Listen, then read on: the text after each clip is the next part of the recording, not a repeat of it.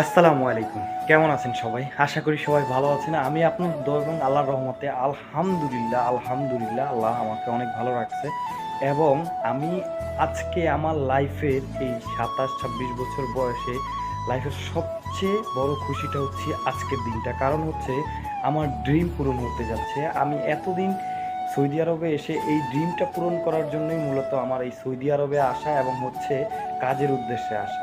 এই ২টা ড্রিমের মধ্যে কাজটাও পেয়ে গেছি আলহামদুলিল্লাহ এবং উমরায় যাচ্ছি। এইটা হচ্ছে আমার লাইফের সবচেয়ে বড় ড্রিম। এই ড্রিমটাও পূরণ হতে যাচ্ছে। তো উমরায় যাব দেখেন। এই জন্য হচ্ছে এই ব্যাগটাও কিনতে আসছি, ছোট ব্যাগ এবং হচ্ছে হারামের কাপড় কিনতে আসছি এই যে। তো একটা বড় মার্কেট আমাদের ম্যানুয়াল শোরুমে আসছি, ম্যানুয়াল সুপার শপ মার্কেটে। তো হ্যারামের কাপড় দেখেন এখানে আছে, এটা একটা ৩২ টাকা, আর একটা আছে ১২৫ টাকা, আর একটা আছে নর্মাল ২৫ টাকা। তো এই ব্যাগগুলো আছে ৯ টাকা। তো এই ব্যাগগুলো আমার কাছে পছন্দ হয় নাই, কিন্তু হ্যারামের কাপড় আমি নিয়ে যাব এটা, ঠিক আছে। তো আমার লাইফের সবচেয়ে বড় খুশি আজকের দিনটা, কারণ হচ্ছে আল্লাহ তাআলা আমার নসিবে আল্লাহর কাবা ঘরে যাওয়ার তৌফিক দান করছে। আমি এর থেকে বড় খুশি আর দুনিয়াতে কিচ্ছু হতে পারে? আল্লাহর ঘরে যেতে পারবো, নবীজির রওজায় যেতে পারবো, যেখানে আমার নবীজি শুয়ে আছে।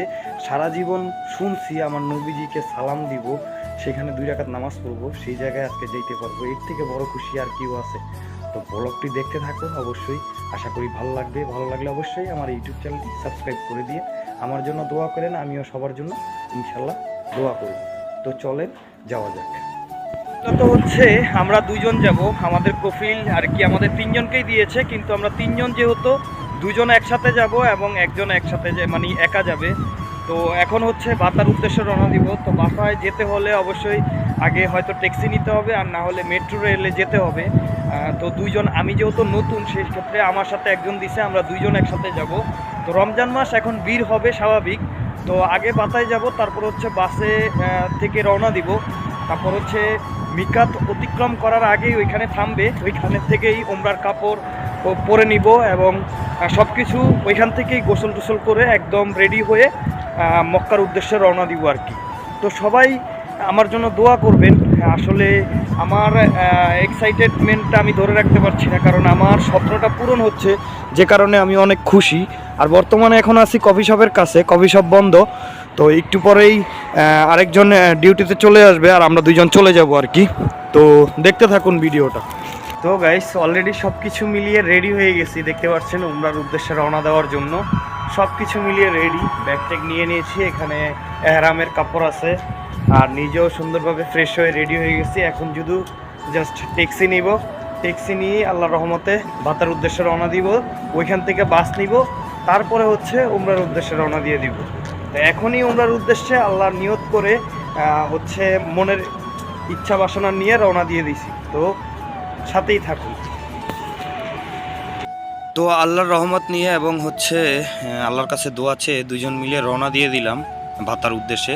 একটা গাড়ি নিয়েছি ২৫ রিয়াল দিয়ে, এবং হচ্ছে যেতে না যেতেই একটা বাস পেয়ে গেলাম। সেটা হচ্ছে আমাদেরকে ১২৫ রিয়াল নিবে, আমরা ২জন ২৩০ টাকা, কিন্তু পরে ওনারা হয়তো বা আমার থেকে ৫-১০ টাকা বেশি নিতে পারে। তো এটাই হচ্ছে সেই বাসটা, যেটা হচ্ছে আমাদের জন্য ৩ দিনের সফর করবে।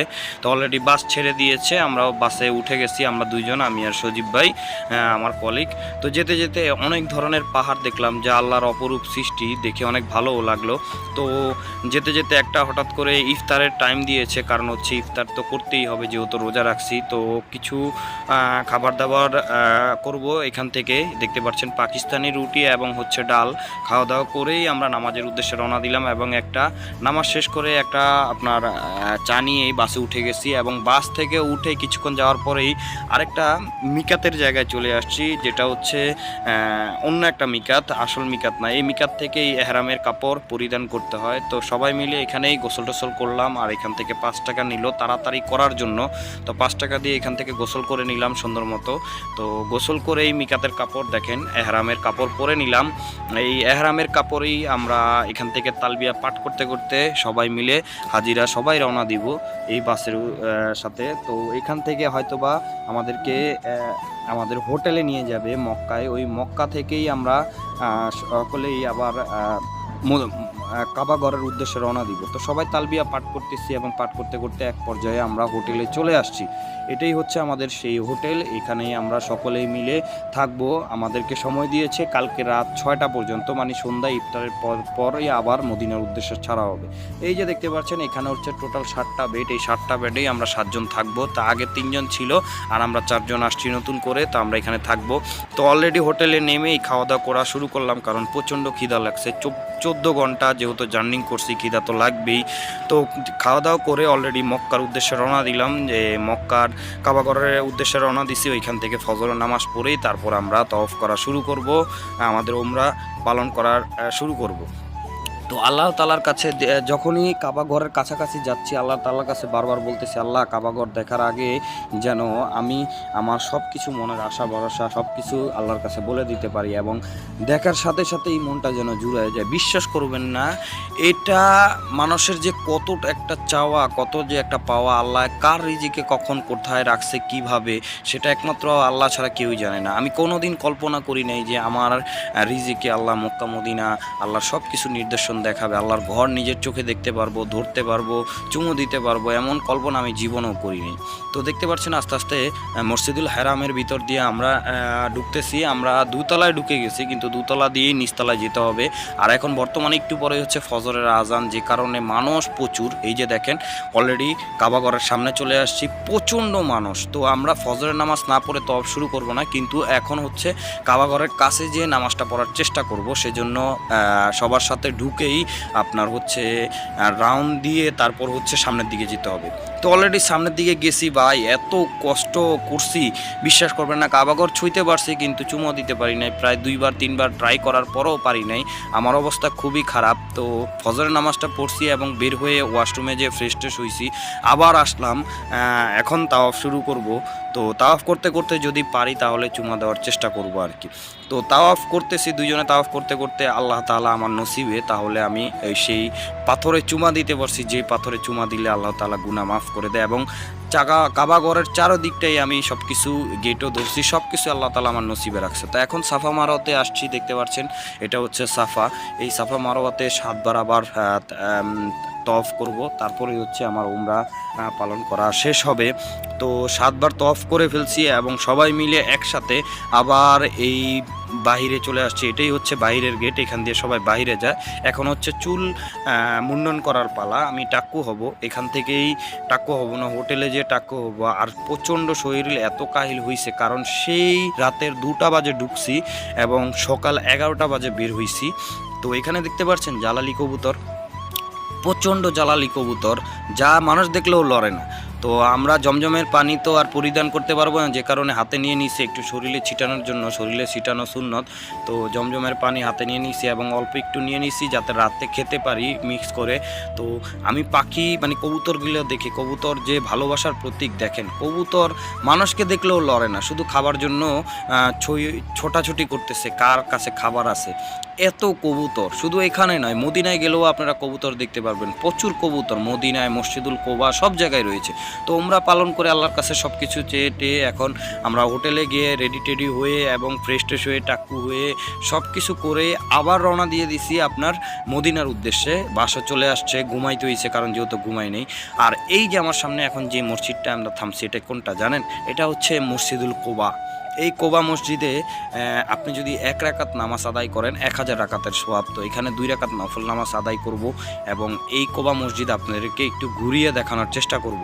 আর আমি মূলত এই ভিডিওতে আপনাদেরকে আমার 3 দিনের সফর একেবারেই দেখানোর চেষ্টা করব। মক্কা, মদিনা, তাইয়েব পাহাড় আর হচ্ছে গিয়া আপনার সব কিছু A to Z, কোবা সব কিছু A to Z দেখানোর চেষ্টা করব এই ভিডিওর মাধ্যমে। তো এটাই হচ্ছে মসজিদুল কোবা, যেটা আমাদের নবী নিজের হাতে তৈরি করছিল এবং ইসলামের প্রথম মসজিদ, যেই মসজিদটা দেখতে এত সুন্দর যা বলার বাহিরে।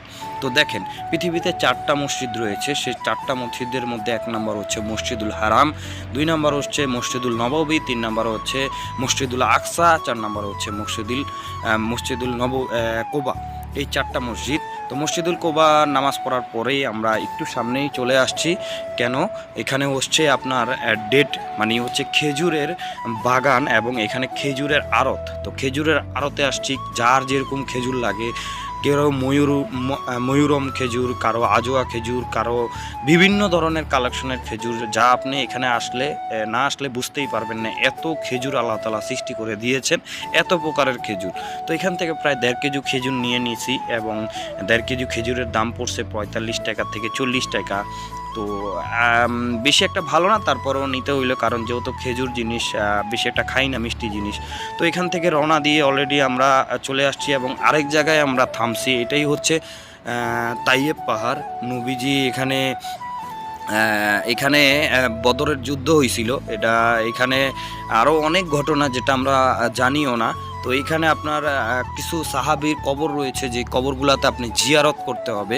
তো আমরা কবরগুলোতে আসছি এবং সুন্দরভাবে এই সাহাবীদের কবরের সামনে যে জিয়ারত করছি, তাদের জন্য দোয়া করছি আল্লাহর কাছে, তাদের জন্য অনেক কিছু চাইছি। আমরা নিজেরাও আল্লাহর কাছে অনেক কিছু চাইছি। কবরের সামনে রেখে আপনি কবরবাসীদের কাছ থেকে কখনো কিছু চাবেন না, কবরবাসীদের জন্য দোয়া করবেন এবং আল্লাহর কাছে চাইবেন। এটাই আমরা করছি। এই যে দেখতে পাচ্ছেন, এটাই হচ্ছে সাহাবীদের কবর। এখানে যুদ্ধ হয়েছিল, যুদ্ধের সময় এই কবরগুলো এখানেই হয়েছে। তো দেখতে দেখতে অলরেডি আমরা আরও 5 ঘন্টা সফর পর মদিনায় চলে আসছি। এই সেই মদিনার রওজা শরীফ দেখার জন্য কত মানুষ যে ছোটাছুটি করতেছে বিশ্বাস করবেন না। আর আমাদের ভাগ্যটা এত ভালো, মক্কায় যখন গিয়েছি তখনও মক্কার ভিতরে ফজরের নামাজ পড়েছি, মদিনায় যখন আসছে এখানেও ফজরের নামাজ পেয়েছি। তো অনেক ঘোরাঘুরি করার পরে দোকানপাটগুলো খোলে নাই, কারণ হচ্ছে ফজরের নামাজ যেহেতু সবগুলোই মোটামুটি বন্ধ। তো সবাই ছোটাছুটি করতেছে কে কার আগে নবীজির রওজার সামনে যাবে। তা আমিও সেরকমভাবে ছোটাছুটি করে নবীজির রওজা অজু টজু সব কিছু খতম করে শেষ করে নবীজির রওজার কাছে যাওয়ার চেষ্টা করতেছি। আর যারা এখন নতুন আসবেন তারা একটা জিনিস মনে রাখবেন, নবীজির রওজায় আসতে হইলে আপনাকে অবশ্যই একটা পারমিশন নিয়ে আসতে হবে, যেটা হচ্ছে আপনি পারমিশন অনলাইনে নিতে হবে একটা সফটওয়্যার মাধ্যমে। যদি না নেন তাহলে নবীজির রওজায় ঢুকতে দিবে না। তো রওজার ভিতরে ঢুকতে পারবো, কিন্তু রিয়াদুল জান্নাহ যেটা আছে, ওই নবীজির কবর যেখানে সালাম দিয়ে আসে সবাই, ওটার ভিতরে ঢুকতে পারবেন না। তো আমরা মসজিদুন নববীতে ঢুকে যাচ্ছি এবং চেষ্টা করতেছি যত দূর সম্ভব ভিতরে যাওয়ার। তো ভিতরে যাওয়ার চেষ্টা করব, ফুল ভিউ আপনাদেরকে দেখানোর চেষ্টা করব। আর বিশ্বাস করবেন না ভাই, আমার মনে হয় এইখানের এমন যেই একটা শান্তি আপনি আর দুনিয়ার বুকে কোনো জায়গায় পাবেন না। মসজিদুল হারামে এবং হচ্ছে আপনার মসজিদুল নববীতে, এই দুইটা জিনিসে এত শান্তি আর কোনো জায়গায় পাবেন না। মসজিদুল হারামে আল্লাহর ঘর, ওইখানে মানুষের জনসংখ্যা একটু বেশি, কিন্তু মসজিদুল নববীতে আপনি 2 রাকাত নামাজ পড়লে ভাই বিশ্বাস করবেন না আপনার মনটা জুড়িয়ে যাব।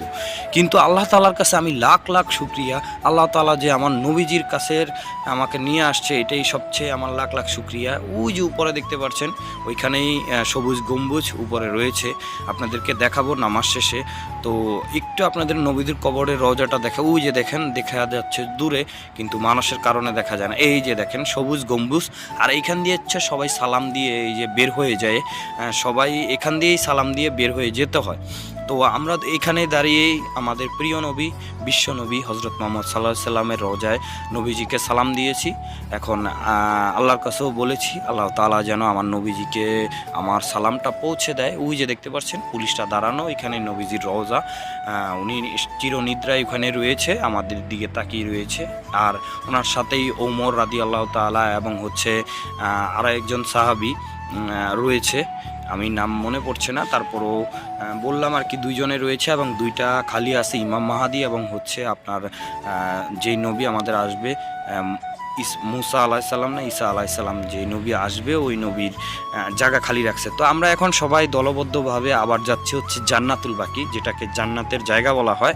এখানে চিরনিদ্রায় অনেক বড় বড় সাহাবীরা, মা ফাতেমারা এবং হচ্ছে যারা এখানে মারা যায় সবাইকে এখানে কবর দেওয়া হয়। এটাই সেই জান্নাতুল বাকি। এই জায়গায় মৃত্যুর আগ পর্যন্ত মানুষ বীর করেই থাকবে, কারণ এটা আপনার জান্নাতের একটা অংশ। আর এখানে কবর দেওয়া মানে হচ্ছে আপনি আল্লাহ তাআলা যদি চায় নসিবে রাখে আপনি জান্নাতি। তো আল্লাহর কাছে একটা জিনিসই পাওয়া, এই কবর দেখে বুঝলাম এই দুনিয়াটা হচ্ছে 2 দিনের। আপনি এই দুনিয়াতে যত যাই করেন ক্ষণিকের জন্য, কিন্তু কখনো অহংকার করবেন না, যাতে আল্লাহ তাআলা আপনাকে এমন কিছু নসিবে না রাখে যেটা আপনি চেয়েও কখনো পান নাই। আমি মন থেকে আল্লাহ তাআলা কাছে সব কিছু চাইছি। এই যে দেখেন দুইটা সাহাবীর কবর, তাদের কবরগুলো সিঙ্গেল করে দেওয়া আছে। সব কিছু চাইছে যে আল্লাহ তাআলা আমাকে যেন আমার যেই স্বপ্ন মক্কা মদিনা যাওয়া এবং আজওয়া পাথরে সেই পাথরে চুমু দেওয়া, এটাই স্বপ্ন ছিল। আল্লাহ তাআলা আমার স্বপ্ন পূরণ করছে, মক্কা মদিনায় যেতে পারছে, আমার নবীজির রওজাতে যেতে পারছি, নবীজিকে সালাম দিতে পারছি। আমার সবার কাছেই বলি আমার জন্য সবাই দোয়া করে না, আমিও সকল মুমিন বান্দাদের জন্য দোয়া করছি যারা যারা আমার কাছে দোয়া চেয়েছিলেন। আর এখন বাসের কাছে চলে আসছি, এটাই হচ্ছে আমার সফর শেষ হয়েছে। সবাই ভালো থাকবেন। আসসালাম।